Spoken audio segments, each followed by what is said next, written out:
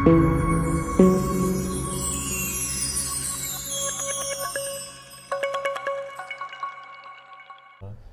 ایسے واقعات کا حل کیا ہے؟ دیکھیں ایسے سدباب کیا ہونا چاہیے کہ آئے دن نئی سے نئی گستاخیاں ہو رہی ہیں؟ جی دیکھیں، ان واقعات کا سیدھا سادہ جو حل ہے وہ تو انصاف ہے۔ صحیح۔ اب یہ واقعہ ہوا، کچھ لوگوں کی طرف سے قرآن کریم کے اوراق پھاڑ کر ان پہ توہین آمیز نعوذ باللہ کلمات لکھ کر پھینکے گئے۔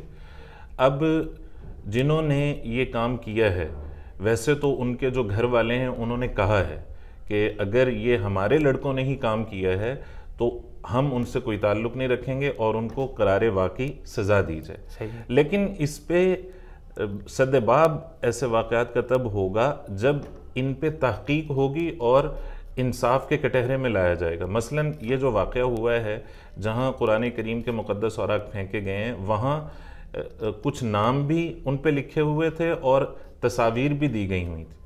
تو اس سے معلوم ہوتا ہے کہ یہ اس واقعے کے پیچھے کوئی اور معاملہ ہے، یعنی ممکن ہے ان کی کوئی آپس کی دشمنی ہو۔ تو جو اصل اس کے مجرم ہیں ان تک پہنچنا اور ان کو قرار واقعی سزا دینا، اور پھر اگر اشتعال میں آ کر مسلمانوں نے ان کی عبادت گاہوں کو جلایا، گھروں کو جلایا، تو ظاہر ہے کہ ایسا کرنے والے تو اسلام کی تعلیمات پر عمل کرنے والے نہیں ہیں، ان کو بھی قرار واقعی سزا دی جائے۔ تو دو طرفہ جب قرار واقعی سزا دی جائے گی اور انصاف قائم ہوگا تو اس سے ایسے معاملات کا حل بھی نکلے گا اور سدباب بھی ہوگا۔ صحیح۔ تو یہ مسلمانوں نے طیش میں آ کر یہ کام کیا ہے، اس سے پہلے انہوں نے قانوناً کوئی ان پر کوئی روک تھام کی تھی کہ قانوناً، مطلب یہ کہ قانوناً ان کو وارننگ دی ہو؟ جی بالکل بالکل۔ بعد میں قانوناً طور پر ان پر کوئی رد عمل نہیں ہوا، اس کے بعد میں جا کر پھر مسلمانوں نے یہ کارنامہ انجام دیا؟ بالکل ایسے ہوا ہے۔ وہاں کے بریلوی مکتبہ فکر کے ایک بزرگ عالم دین، انہوں نے سنجیدگی سے اس واقعے کا نوٹس لیا اور انہوں نے جا کر اس پر مقدمہ کیا، لیکن وہی جو انتظامی معاملات میں ٹال مٹول ہوتی ہے اور بات آگے پیچھے کی جاتی ہے، اس تناظر میں جو اشتعال تھا وہ غالب آ گیا۔ ایسا نہیں ہے کہ اس پر کوئی سنجیدہ کوشش نہیں ہوئی، یعنی ہمارے جو ملکی حالات ہیں، جو ہمارا یہاں کا انصاف ہے اور جو ہماری یہاں کی تحقیق ہے، اس کی کمزوری یہ ہے کہ اگر کوئی کوشش کر کے جاتا ہے، جیسے اس معاملے میں کوشش ہوئی، یہ مشہور کر دیا جاتا ہے نا کہ ایک واقعہ ہوا تھا اور مسلمان اشتعال میں آگئے۔ یہاں ایسا نہیں ہوا کہ فوری طور پہ لوگوں نے رد عمل دیا ہو یا اشتعال میں آئے ہوں۔ باقاعدہ مجرموں کے خلاف وہ مولانا صاحب تھانے میں گئے ہیں، انہوں نے رپٹ درج کروائی ہے، لیکن جب اس کے بعد لوگوں نے دیکھا کہ مجرم کو پکڑا نہیں جا رہا، واقعے کی تحقیقات نہیں کی جا رہی، تو پھر یہ رد عمل لوگوں کی طرف سے سامنے آیا کہ یہ اشتعال پیدا ہوا۔ البتہ یہ ہے کہ اشتعال پیدا ہونا یہ تو ایک فطری بات ہے۔ ظاہر ہے جب مذہبی جذبات مجروح ہوں گے، اور مسلمان تو اس ملک میں اکثریت میں ہیں، اور اس وقت جو دنیا کے حالات ہیں وہ یہ چل رہے ہیں کہ ہم دیکھ رہے ہیں کہ پچھلے دنوں جو سویڈن میں واقعات ہوئے، قرآن کریم کی توہین کی گئی، ہم دیکھ رہے ہیں کہ جب کوئی ایسا واقعہ دنیا میں کہیں بھی ہوتا ہے تو ہمیں اپنے حکمرانوں کی طرف سے کوئی بڑی پیش رفت دکھائی نہیں دیتی۔ ایسے لگ رہا ہوتا ہے کہ حکمران نہ صرف یہ کہ پتہ نہیں مسلمان نہیں ہے، یعنی ان کے اندر انسانیت بھی نہیں ہے کہ قرآن کریم کا تقدس پامال کیا جا رہا ہو اور اس پر آواز اٹھائی جا رہی ہو۔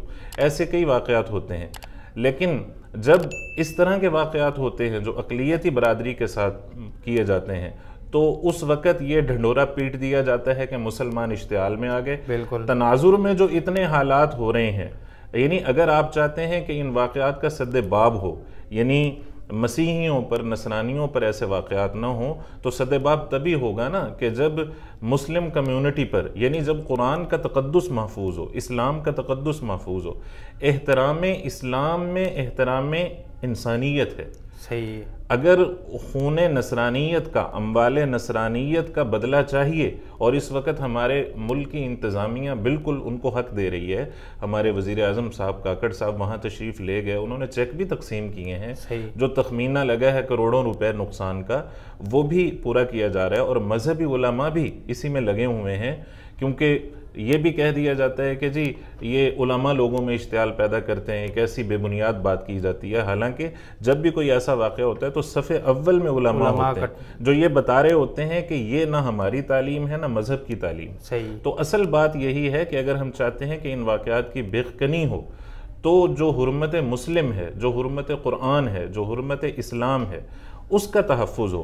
اگر کوئی بھی قرآن کریم کی، شاعر اسلام کی توہین کرتا ہے تو تحقیقات ہوں، اس کو قرار واقعی سزا ہو۔ اگر ایسا ہوگا تو بدلے میں اشتعال پیدا نہیں ہوگا، اور اگر اس طرح کے واقعات ہوتے رہیں اور ہمارے مسلم حکمران اس پر کوئی ایکشن نہ لیں، تحقیقات نہ ہوں، سزا نہ دی جائے، پھر ہر دن ایسے واقعات ہوتے رہیں۔ ناظرین، یہ ایسے واقعات سے جو مولانا نے گفتگو کی ہے، ان سے ایک اور نقطہ ملتا ہے، وہ یہ ہے کہ میڈیا پر بہت بڑا مغالطہ دیا جاتا ہے۔ مغالطہ اس قسم کا دیا جاتا ہے کہ اب یہ تو دکھا رہے ہیں کہ مسلمانوں نے یہ کیا ہے، یہ کام سر انجام دیا ہے، لیکن یہ نہیں دکھا رہے کہ اس کی اصل وجہ کیا ہے۔ مطلب کہنے کا یہ ہے کہ ہمیشہ سوال کا دوسرا سوال اٹھایا جاتا ہے، نہ کہ پہلا سوال۔ حالانکہ ہونا یہ چاہیے کہ سوال ہمیشہ پہلا ہونا چاہیے، پھر دوسرا سوال ہونا چاہیے کہ یہ واقعہ پیش کیوں آیا، اس کے جو بیک گراؤنڈ ہے، اس کی جو بیک ہے، اس کو دیکھا جائے کہ انہوں نے مسلمان طیش میں کیوں آئے۔ حالانکہ ایکشن پر بات ہوتی ہے، حالانکہ میڈیا پر کیا دکھایا جا رہا ہے کہ مسلمانوں نے یہ کیا ہے، حالانکہ یہ کہیں بھی نہیں دکھایا جا رہا ہے کہ انہوں نے کیا کیا ہے۔ یہ بہت مغالطے دیے جاتے ہیں، اور اکثر یہ جب بھی خبریں اس طرح کی شائع ہوتی ہیں اور ایسے واقعات پیش آتے ہیں، ہمیشہ مسلمانوں کو ٹارگٹ کر کے اس قسم کے مغالطے دیے جاتے ہیں۔ ایسے ہی ہے نا مولانا؟ بالکل ایسے، یعنی ایکشن پر بات ہونی چاہیے، بنیاد پر بات ہونی چاہیے۔ بنیاد پر بات نہیں ہوتی بلکہ ری ایکشن پر بات ہوتی ہے، انتہا پر چلے جاتے ہیں۔ یہاں بھی بنیاد پر بات نہیں ہو رہی، رد عمل پر بات ہو رہی۔ ظاہری بات ہے، اب قرآن پاک کی بے حرمتی کی ہے، ہماری مذہبی کتاب ہے، کون طیش میں نہیں آئے گا جب دیکھے گا کہ کبھی نبی کریم صلی اللہ علیہ وسلم کی گستاخی ہو رہی ہے، کبھی قرآن پاک کی گستاخیاں کر رہے ہیں، عجیب عجیب طرح کی گستاخیاں کر رہے ہیں۔ ظاہری بات ہمارے تو اندر ایمان ہے، ہل جاتے ہیں ہم تو کہ اس کو دیکھ کر، لیکن یہ ہمیشہ اس کا دوسرا پہلو دکھائیں گے، پہلا پہلو کبھی بھی نہیں دکھائیں گے، پہلا پہلو کبھی بھی سامنے نہیں لایا جاتا۔ تو آپ سے بھی گزارش ہے کہ جب بھی آپ کوئی فیصلہ کریں، کوئی خبر آپ کے سامنے آئے یا کوئی اس طرح کا واقعہ پیش آئے جس کے مقابلے میں مسلمانوں کو ظالم دکھایا جا رہا ہو اور مظلوم دوسرا طبقہ نظر آ رہا ہو، اس کی اصل وجہ آپ پیچھے دیکھیں کہ اصل وجہ کیا ہے۔ جو کیا ہم سے یہ میڈیا جو ہے یہ پہلا سوال تو نہیں چھپا رہا کہ ڈائریکٹ دوسرے سوال پہ لا رہے ہیں۔ اس کی مثال ایسے ہی ہے کہ جیسے میں مولانا کو مارنا شروع کر دوں اور پھر مولانا مجھے 2-3 لگائیں اور ایک ایسا انداز بن جائے کہ مولانا ظالم ہے اور میں مظلوم۔ لیکن یہ نہیں دیکھا جائے گا، یہ مولوی صاحب سے پوچھا ہی نہیں جائے گا کہ کیا آپ کے ساتھ انہوں نے کوئی چھیڑ خانی کی تھی، کوئی شرارت کی تھی؟ نہیں، ایسا ہوگا ہی نہیں، لیکن مائک لے کے گھسیں گے مولانا کے منہ پر۔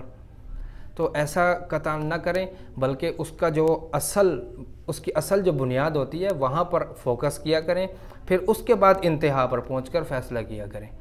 میں آخر میں یہ بات کروں گا آپ کے توسط سے کہ دیکھیں، جب بھی اقلیتوں کی طرف سے کوئی معاملہ ہوتا ہے اور پھر رد عمل میں مسلمانوں کی طرف سے معاملہ ہوتا ہے، اس وقت جو عالمی تناظر ہے اس میں اسلام و فوبیا کی بات ہوتی ہے، اور ہم مسلمان اسلام و فوبیا کا سبب بنتے ہیں۔ وہ اس طرح کہ جب ہمارے ملک میں وہ لوگ، وہ ذمی لوگ، وہ معاہد لوگ جن کو ہم نے باقاعدہ حقوق دیے ہوئے ہیں، جن کو ہم نے تحفظ دیا ہوا ہے، اور اب بھی دیکھا جائے ساری دنیا دیکھ رہی ہے کہ جو پاکستان کی حکومت ہے وہ پورے طور پر ان کے دکھ میں شریک ہے اور ان کی نقصانات کا مداوع کر رہی ہے۔ یہ بات اس سے پہلے ہم نے یہ کرنا ہوگا کہ جب ان کی طرف سے، اقلیتوں کی طرف سے اسلام پر قرآن پر مسلمانوں پر کوئی زیادتی ہوتی ہے تو اس کی پوری تحقیق ہو اور اس کی تحقیق میں جو مجرم ہے اس کو قرار واقعی سزا دی جائے، جبکہ ہمیشہ ایسا ہوتا ہے کہ جرم کرنے والے کا جرم بھی چھپ جاتا ہے اور پھر وہ جرم کرنے والا محفوظ ہاتھوں میں بھی چلا جاتا ہے۔ لوگوں نے یہاں مذہب کی توہین کی، قرآن کی توہین کی، حضور اکرم صلی اللہ علیہ وسلم کی ناموس پر حملہ کیا، اور پھر پتہ چلا کہ وہ کچھ ہی عرصے بعد کوئی لندن چلا گیا، کوئی امریکہ چلا گیا، یہاں سے اسے تحفظ دے کے نکال دیا گیا۔ ہم اس معاملے میں کیوں لوز ہیں کہ ہم اپنے انصاف کے نظام کو منظم کریں، اپنی تحقیق کو منظم کریں، اور اسلام کے خلاف جو سازشیں ہیں ان کو بے نقاب کر کے ناکام کر دیں۔ تو اسی کے ساتھ ہم اجازت چاہیں گے۔ جزاک اللہ۔